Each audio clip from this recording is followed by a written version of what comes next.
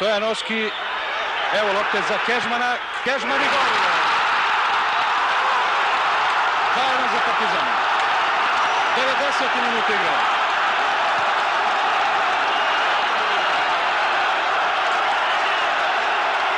Gol na debiju u večkom derbiju Mateja Kežman, 19-godišnji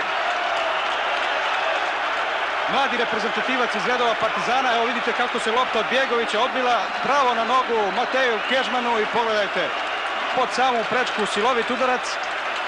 U 90. minutu Partizan je poveo sa 2:1.